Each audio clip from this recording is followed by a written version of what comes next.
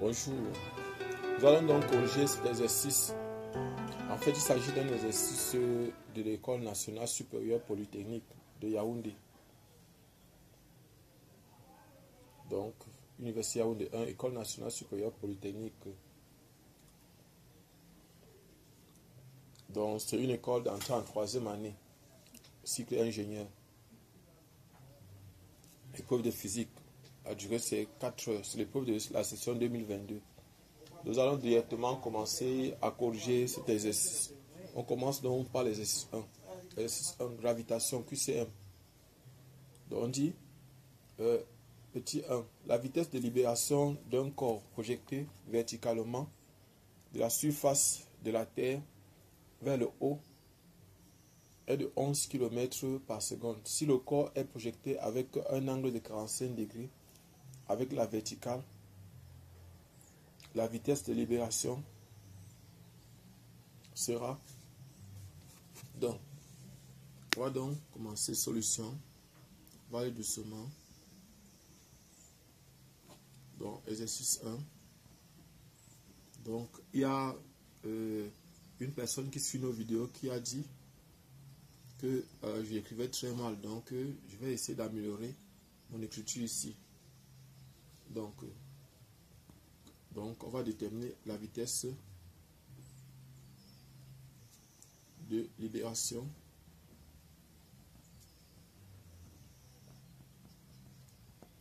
du satellite.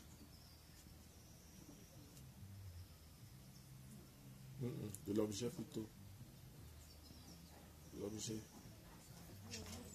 Donc, voici par exemple, nous allons faire un repère comme ça.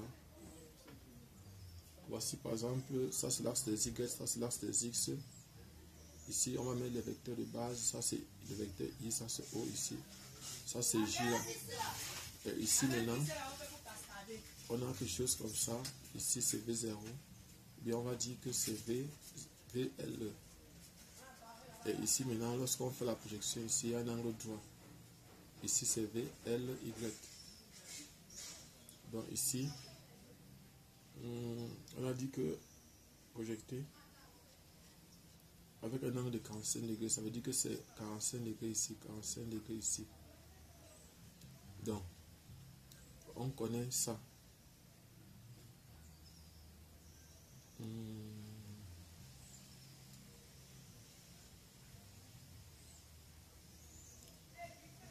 Donc, on connaît ça. Et puis maintenant, ce qu'on va faire maintenant, c'est que quoi, s'il est projeté avec un angle de 45 degrés, ici c'est V0Y. On sait que cosinus de 45 degrés, ici est donc égal au côté adjacent VLY sur VL. Donc ça va faire VL est donc égal à VLY sur cosinus de 45 degrés. Ça va faire VL. Donc on va avoir VLY divisé par racine de 2 sur 2. Racine de 2 sur 2.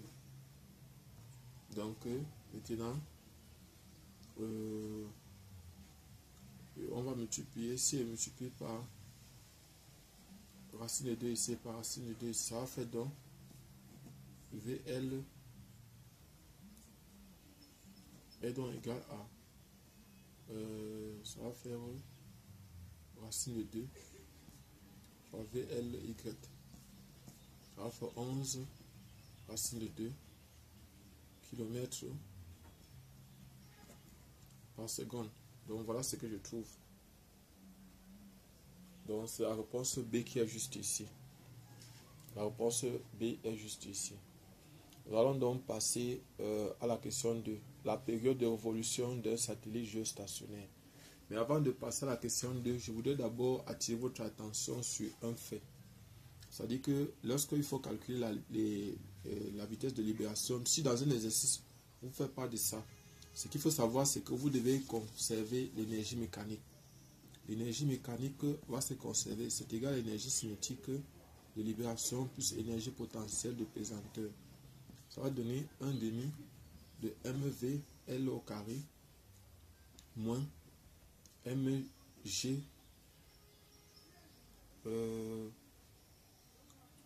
on va dire que moins mg0 r au carré sur grand R plus H. Donc ça c'est petit r. Et ici on va poser que c'est égal à 0 parce que en fait l'énergie, bon en fait ce qu'il faut savoir c'est que la vitesse de libération n'est rien d'autre que la vitesse que l'objet doit avoir lorsqu'il n'est plus sous l'influence terrestre. Donc on va poser qu'il y a conservation de l'énergie mécanique. Et à l'infini, l'énergie mécanique est nulle. Donc, voilà par exemple, donc, à partir d'ici, vous pouvez donc tirer la formule de l'énergie, sachant que G0, c'est G à la surface de la Terre, donc c'est masse de la Terre fois constante de gravitation sur R au carré. Donc voilà la formule de G0. Bon, en fait, on est déjà passé sur la question. La réponse à trouver c'est B2 maintenant. On dit la période de révolution d'un satellite de la Terre est T1. Donc on a T1 égale à 5 heures. Et puis maintenant on dit que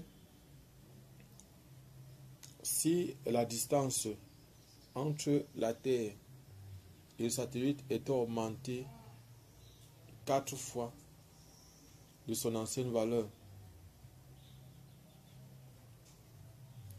la nouvelle période de révolution devient, donc on sait que par exemple ici on va supposer que R1, que par exemple la distance R1 égale à grand R plus H1.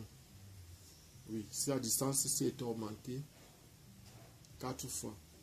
Donc si par exemple on a ici T2 égale à quoi? Donc maintenant R2 égale à 4 fois R1.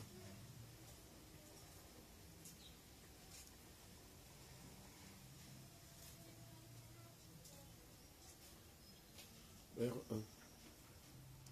Donc voilà ce qu'on a. Et maintenant, on va trouver, trouvons d'abord la relation qui existe entre R et... Qu'est-ce qu'on sait? On sait que AN, l'accélération normale, est égale à V carré sur petit r. C'est encore égal à R oméga carré, qui est égal encore à 4 pi carré R sur T au carré. Et AN égale à quoi encore? AN est encore égal à G0, égal à GR. Qu'est-ce que dit égal à G? Or, G, c'est encore quoi? G, c'est encore grand M fois la constante de gravitation sur petit r au carré. Donc, on a la relation entre les deux ici. Donc, on peut tirer ici la T. On a donc T au carré sur petit r au cube est donc égal à quoi? Sur petit r au cube, donc ceci. Et on voit ceci ici, on va envoyer ça, fait 4 pi au carré divisé par Gm. Donc ceci est égal à une constante. Une constante. Donc ça fait partie des lois de Kepler. Donc on prend un autre format. Ça fait partie des lois de Kepler. Donc nous, ce qu'on va donc faire, c'est quoi? On sait que ceci est égal à une constante.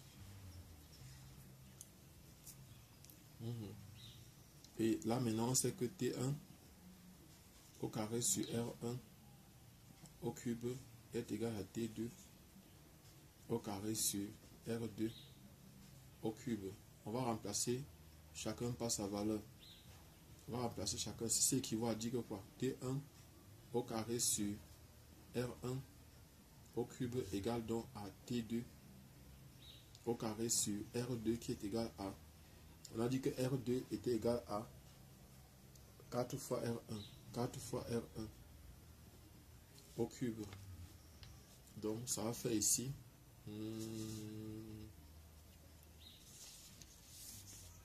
On va donc faire ici, là, ça va donner...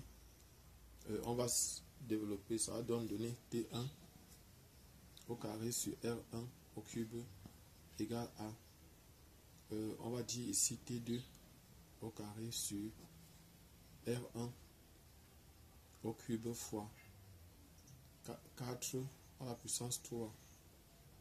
Fait 4 fois 4, ça fait 16 fois 4, 64. Donc ça va faire que on aura ici T2 est donc égal au carré est donc égal à 64 fois T1 au carré. Or ceci c'est 8. Donc ça veut dire que T2 est donc égal à 8 fois T1. Donc voilà la relation qui existe entre T2 et T1. Application numérique, on aura donc T2 qui est égal donc à 8 fois 5. Ça fait 40 heures. Donc voilà la réponse juste, c'est 40 heures. Donc 40 heures, c'est ça ici. C'est le C qui est juste. C'est la réponse C qui est juste ici. Maintenant, question 3. Oui, donc nous allons corriger la question 3 maintenant. On nous dit, un corps est projeté verticalement de la surface de la Terre de rayon R0 avec une vitesse égale à la moitié de la vitesse de libération. La hauteur maximale atteinte par le corps est, donc nous allons commencer, on va sur la question 3.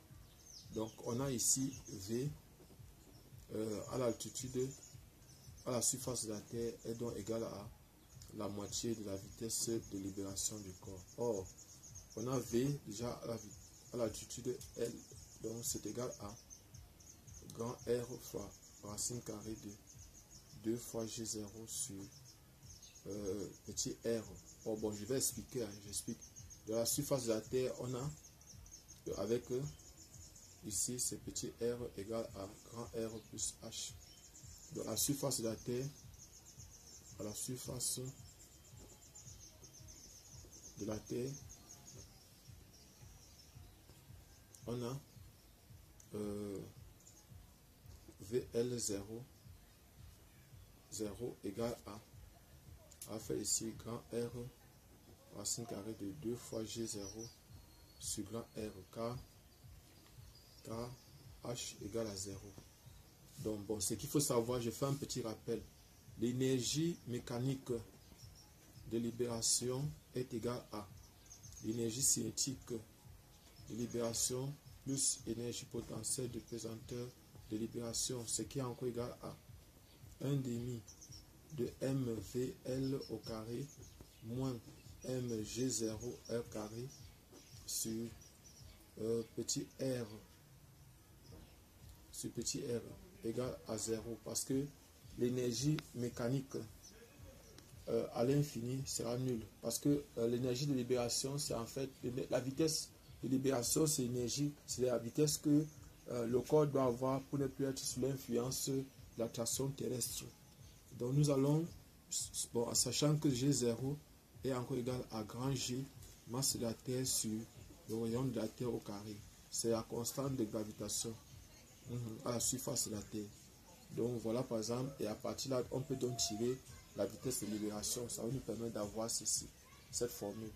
Et puis maintenant, on va venir remplacer dans celle-ci. Donc VL0 égale à 1 demi de VL. Ça équivaut à dire que grand R fois racine carrée de 2 fois G0 sur grand R égale à 1 demi de grand R fois racine carrée de 2 fois G0 sur petit r. Et puis maintenant, on peut simplifier par grand R. On simplifie par grand R. Ce qui va rester, c'est quoi? Il va rester racine carrée de 2 fois G0 sur grand R qui est égal encore à 1 demi de racine carrée de 2 fois G0 sur petit r. On va élever ça au carré. Ça va donner 2 fois G0 sur grand R égale à 1 quart de 2 fois G0 sur petit r. Et puis maintenant, on va simplifier le haut, on va inverser. Ça va faire donc grand R égale à 4 fois petit r. Donc on va tirer donc petit r qui est donc égal à grand R divisé par 4. Donc voilà la réponse qu'on trouve. Voilà ce qu'on trouve. Et ici, est-ce qu'il y a cette réponse? Le A est faux, le B est faux, le C est faux et le D est juste. Donc c'est le D. C'est cette réponse ici qui est la bonne. La voici. Maintenant, question 4. Question 4. Donc, question 4. On nous dit, à la question 4, un satellite de masse petit m tourne à orbite circulaire de rayon petit r autour de la Terre de masse grand M. Si E, grand E est son énergie mécanique totale, son moment angulaire est,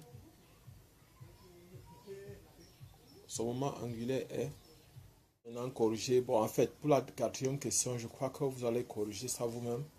Nous allons passer donc directement à la question. Vous allez chercher, on va corriger ça prochainement. Maintenant, nous sommes à l'exercice 2. Énergie, oscillation, 4 points. On dit grand A, soit, donc nous sommes à l'exercice 2. Exercice 2. Exercice 2, grand A. Et on nous dit B, on nous donne soit un champ non uniforme B. Donc, B est égal à, on a donné, c'est 0, point virgule, moins alpha Y, point virgule, alpha Z fois B. Donc, ceci encore, B est encore égal à, dans le repère OIJ, on aura donc moins alpha YJ B, il y a B ici, maintenant plus alpha B ZK. Et puis maintenant on dit petit 1, dit pourquoi le champ B dérive d'un potentiel scalaire phi et montrer que donc on va dire pourquoi le champ B dérive d'un potentiel scalaire. On va donc calculer le rotationnel. Donc rotationnel de B égale à I J K dérivé par rapport à X, dérivé par rapport à Y, dérivé par rapport à Z, dérivé par rapport à Z, et ici c'est 0 moins B alpha Y B alpha Z. Voilà, on bat ça, ça sera ça avec ceci. Ça dit, ça va faire dérivé par rapport à, on aura ici dérivé par rapport à Y de B alpha Z moins dérivé par rapport à Z de moins B alpha Y I moins maintenant ça là et ça dérivé par rapport à X de B alpha Z moins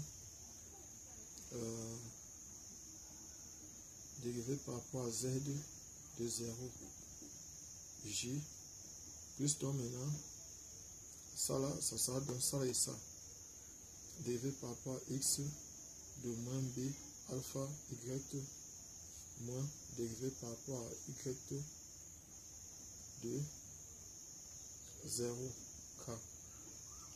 Donc ça va donner, ceci donne 0, 0, 0, 0, 0. Donc on va avoir simplement ici rotationnel de B égale au vecteur nul. Donc voilà, ça veut dire que depuis que B dérive d'un potentiel scalaire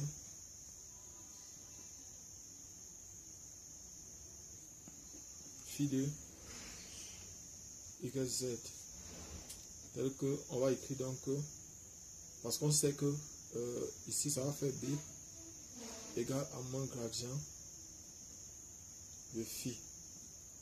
Donc on sait que rotationnel du gradient de phi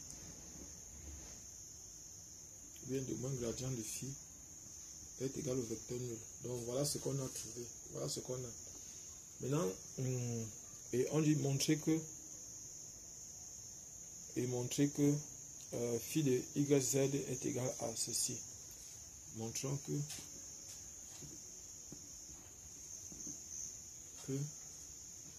phi de YZ égale à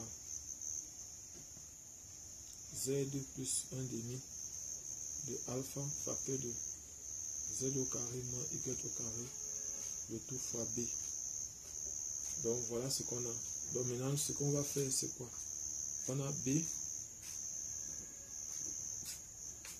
égale à moins gradient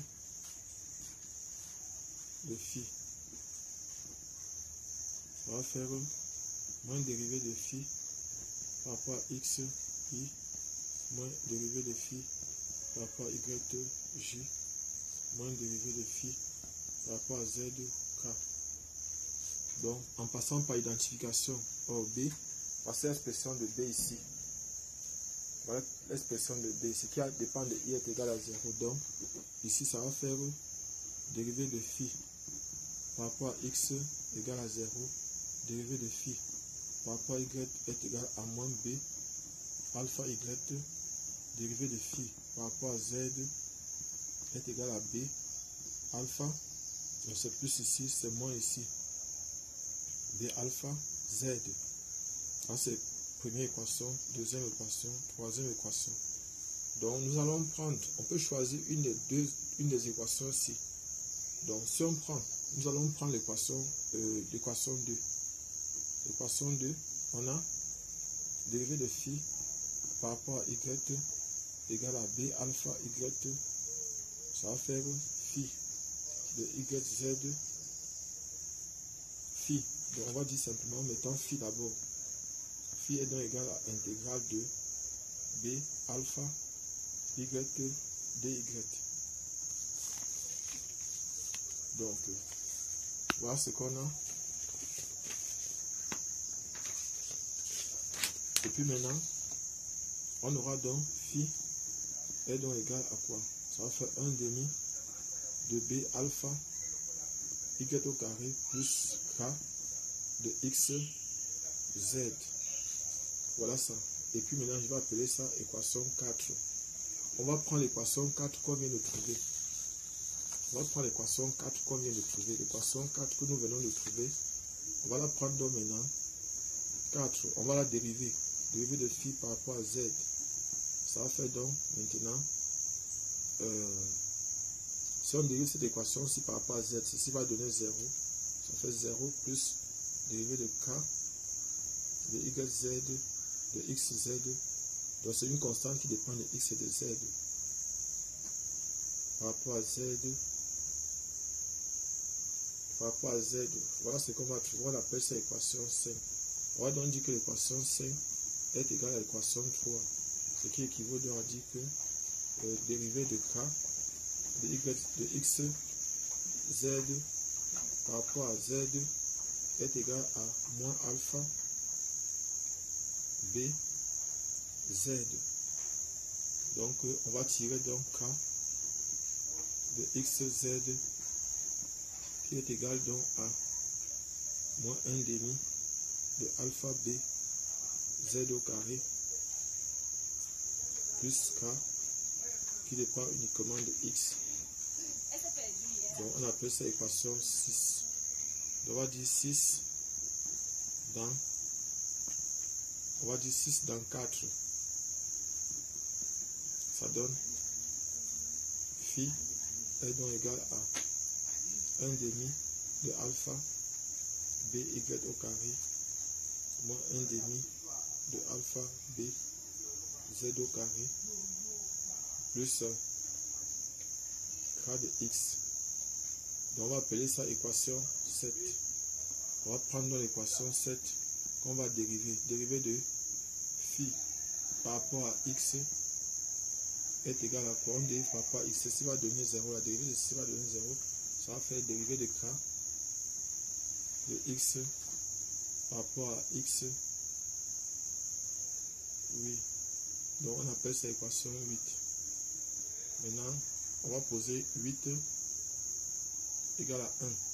Ce qui équivaut donc à dire que dérivé de k de x par rapport à x est égal à 0. Ça veut dire que k de x est simplement égal à une seule simple constante. On appelle ça équation 9. On va dire 9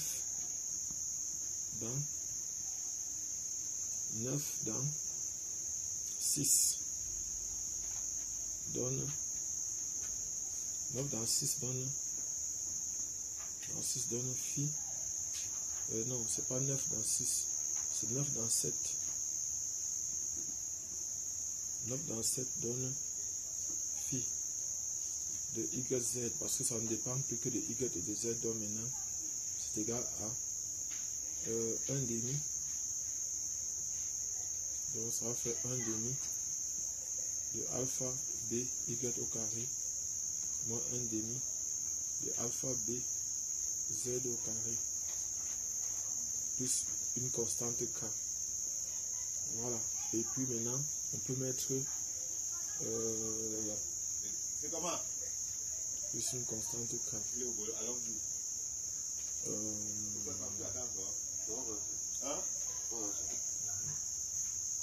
Donc, bon, il y a un Z qui apparaît ici. Le Z là peut sortir d'où? Il y a un Z qui apparaît là. Donc, ça va faire ici là B facteur de 1 demi de alpha. Bon, en fait, peut-être qu'ils ont écrit pour eux. Bon, ils ont utilisé ici là rotationnel. Ils ont écrit ici plutôt que B est égal à gradient de phi. Donc ils ont utilisé plutôt que E égale à gradient de phi. C'est la raison pour laquelle le moins là apparaît chez nous. Ici, ça sera plutôt Y carré moins Z au carré plus la constante K. Ça, c'est ce que nous on trouve. Phi de YZ. Ben, eux, ils n'ont pas trouvé la même réponse que nous. Donc ça ne dérange pas, ça ne gêne pas trop. Bon, vérifions si eux, la réponse qu'on a donnée ici est juste. Donc on va dire que phi, on va vérifier ça, on va donner B. Si on dérive déjà ça, ça ne va pas donner la réponse qu'on a ici, ça ne va pas donner ceci. Donc c'est faux. Ce qu'ils ont écrit ici n'est pas très juste, il semblerait. Donc nous allons continuer. Question 2. Dis pourquoi B dérive d'un potentiel vecteur grand A et donner l'expression de A. Donc, on va calculer divergence de B. Donc, petit 2. Donc, B dérive d'un potentiel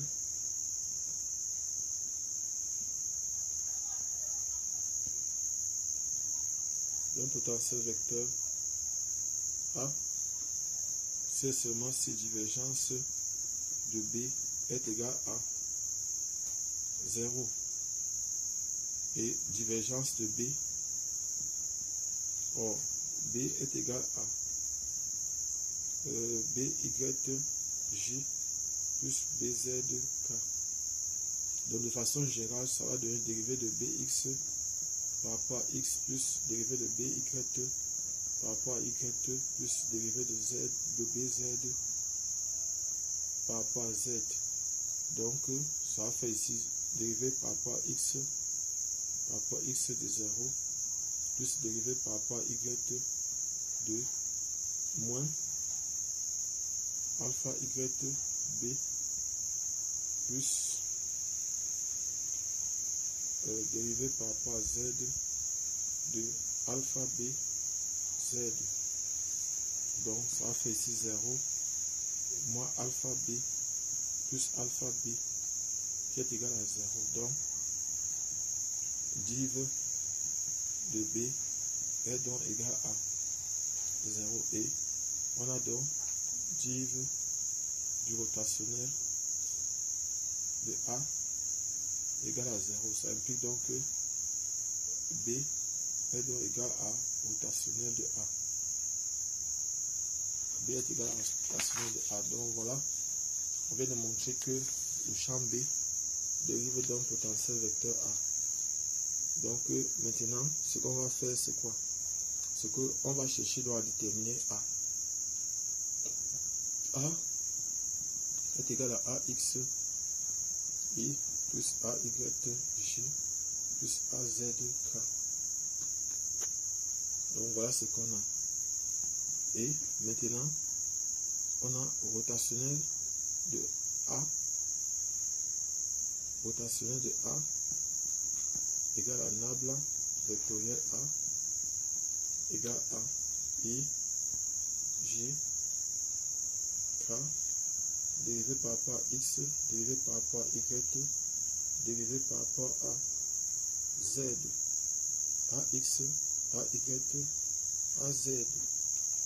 Donc ici ça va donner dérivé par rapport à Y de AZ moins dérivé par rapport à Y de Z de AY I moins dérivé par rapport à X de AZ moins dérivé par rapport à Z de AX J plus dérivé par rapport à X de AY moins dérivé par rapport à Y de AXK. Voilà ce que j'ai. Et on a aussi B. Or, B est égal à moins alpha Y B J moins plus alpha Z BK. Donc ça va donner ici dérivé par rapport à Y de AZ moins dérivé de A Y sur par rapport à Z égale à 0. Et ici ça va faire dérivé par rapport à Y de A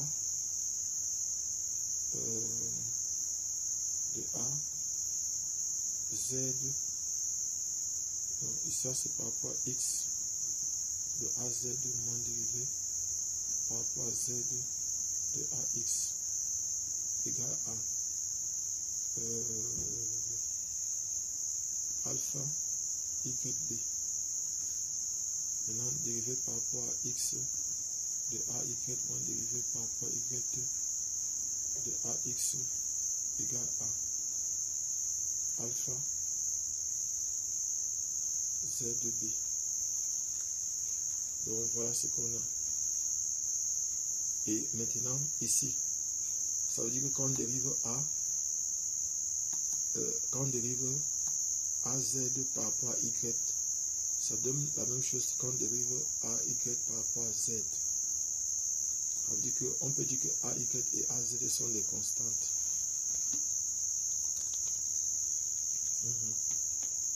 Ceci, on peut dire que ici, AY égale à AZ égale à K, égale à une constante. Et si on postule comme ça, si on dit ça, si nous on dit ça, c'est que ça veut dire que on a dit que AZ est une constante. Ça signifie que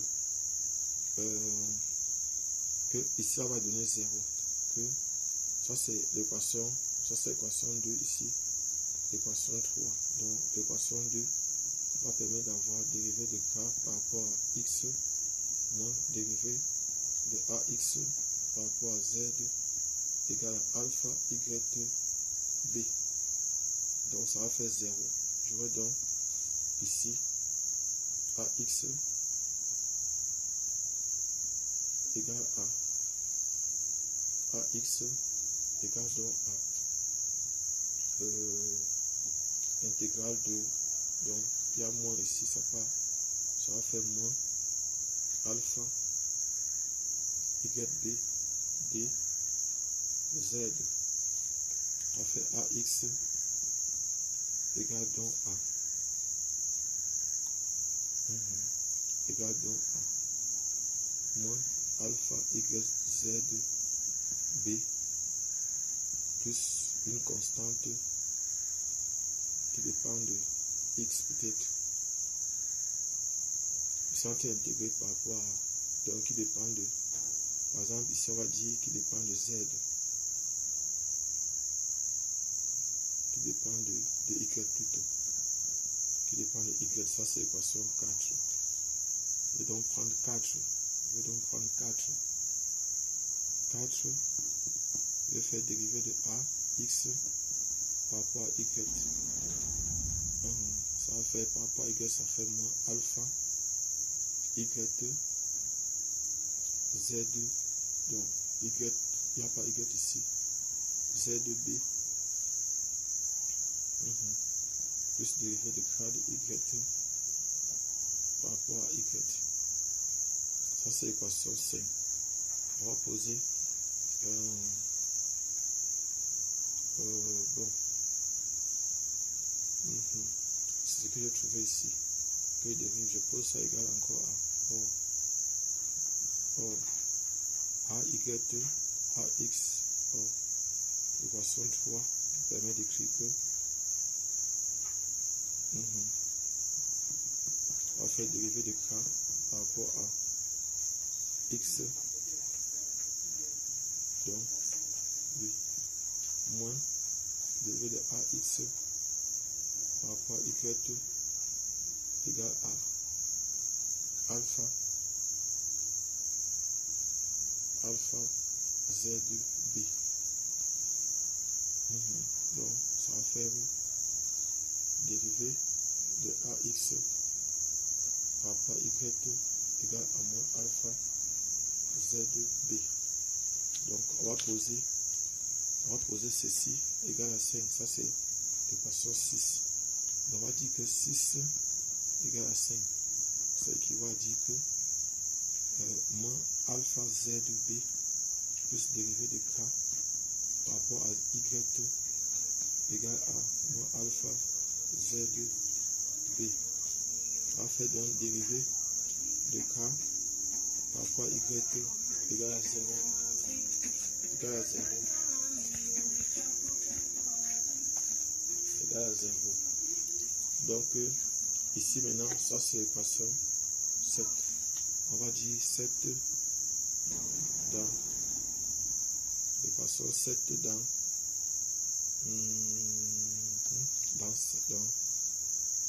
4. Donc ça veut dire que là un peu que K est égal à K, à une constante. Donc maintenant 8, ça c'est l'équation 8. Donc c'est 8 dans 4. Dans 4, ça veut dire que AX, ça veut dire que A, le vecteur A est donc égal à AXI. XI plus KJ plus KK. Donc ça va faire A. On peut prendre les constants, la K égale à 0. Donc ça va faire A égale à moins alpha YZ B fois I. Donc voilà par exemple le champ B. Le champ B. Donc maintenant on est à la question grand B.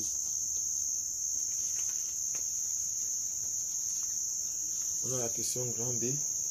Montrer que pour grand B, montrer que pour une petite oscillation de la période d'un pendule de longueur L est soumis à l'accélération gravitationnelle constante G égale à T égale à. Donc pour un pendule simple, on nous demande de montrer que pour une petite oscillation, la période d'un pendule de longueur L soumis à une accélération gravitationnelle G est égale à. Donc ce que nous allons faire, c'est le grand B. Montrons que la période d'un pendule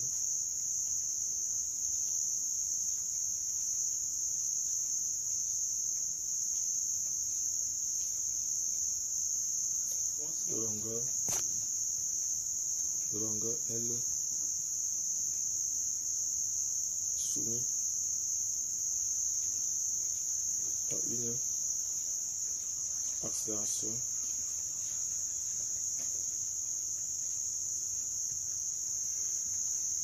constante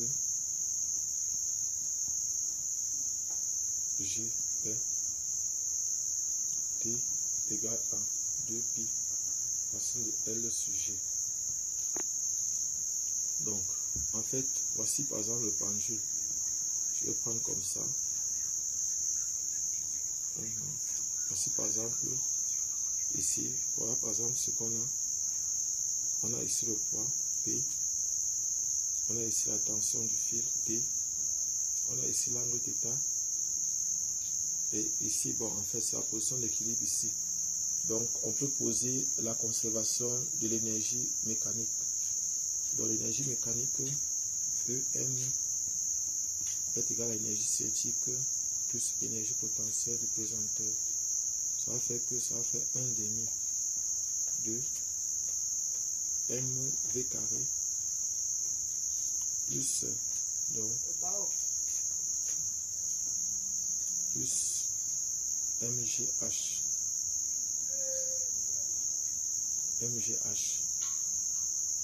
Or h c'est encore quoi?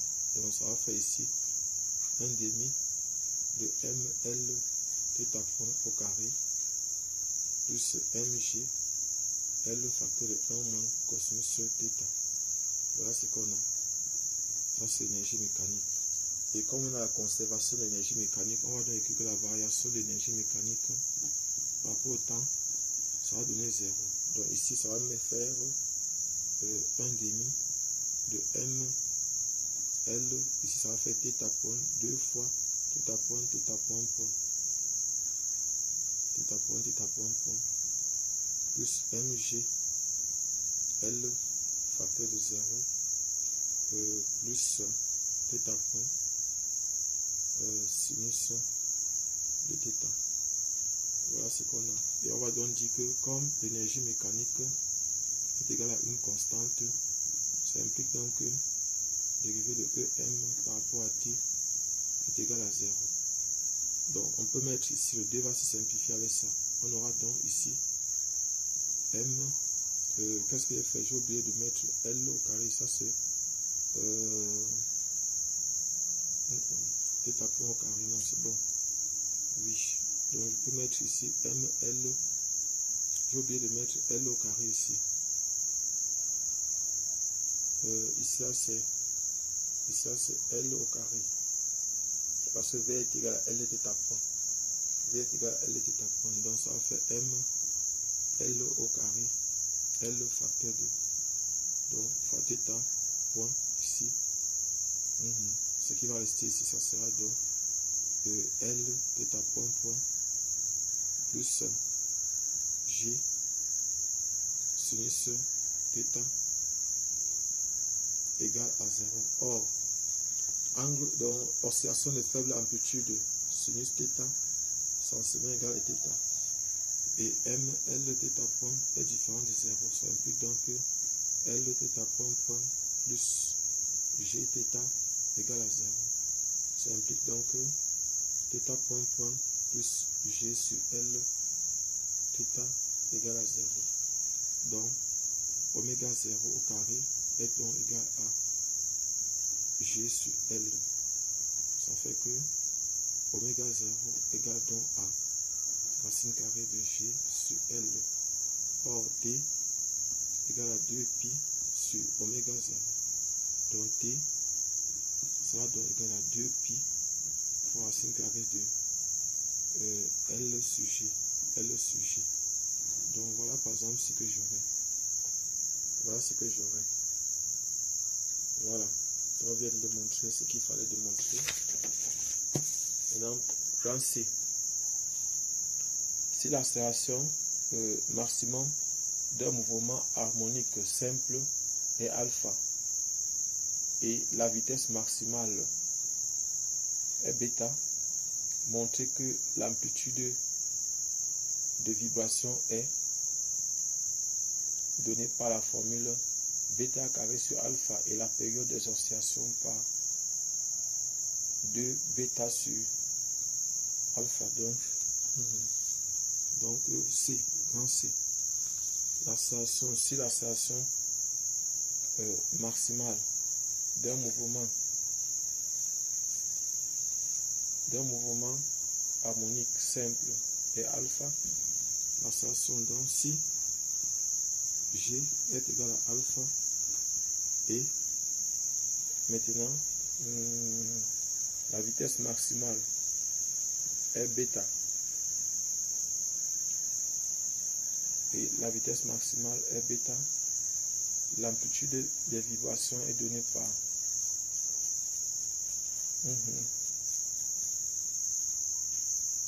donc la vitesse maximale est bêta, donc θ point égal à bêta, θ point max égal à bêta, alors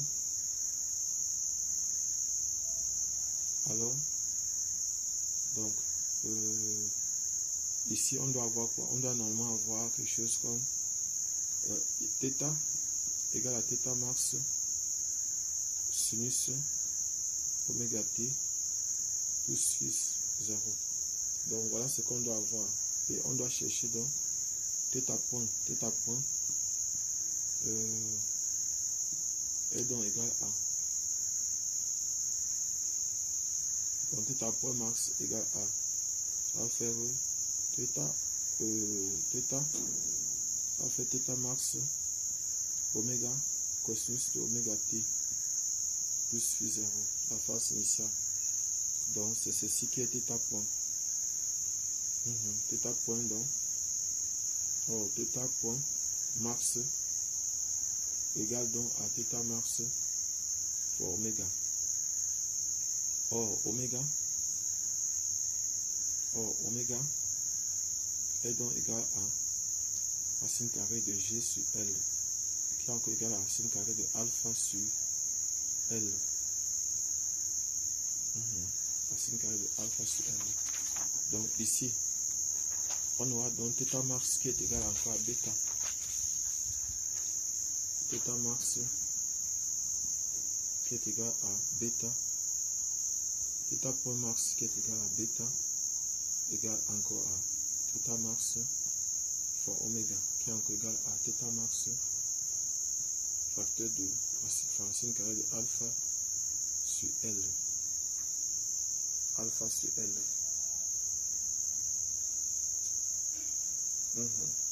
Donc, et puis maintenant on dit de trouver donc maintenant si on élève ça au carré, si on élève ça au carré, ça va donner bêta au carré égale à θ max au carré alpha sur L. Alpha sur L, donc θ max au carré est donc égal à bêta au carré sur L, donc bêta max au carré fois L sur alpha. Donc ici il devait s'agir plutôt, au lieu d'être la vitesse, on devait mettre plutôt sur bêta, θ max sur bêta, donc ça c'est la vitesse linéaire certainement, sur L θ point, donc c'est ça ici, donc oui, donc c'est ça, égal à bêta, bêta sur L, θ point égal à bêta sur L. Donc quand on élève ça au carré, ça va faire bêta sur L au carré.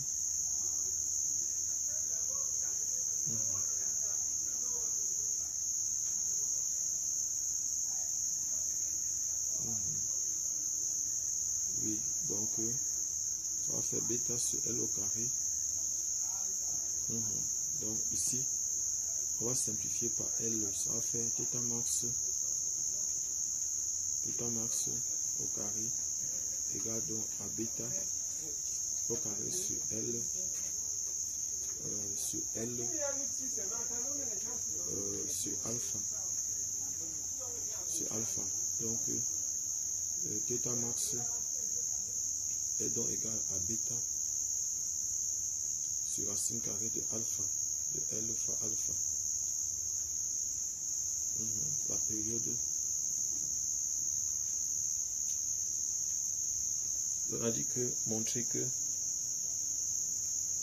l'amplitude des vibrations est donnée par, ça c'est l'amplitude des vibrations, et la période par 2 bêta sur alpha. Donc voilà par exemple l'amplitude des vibrations.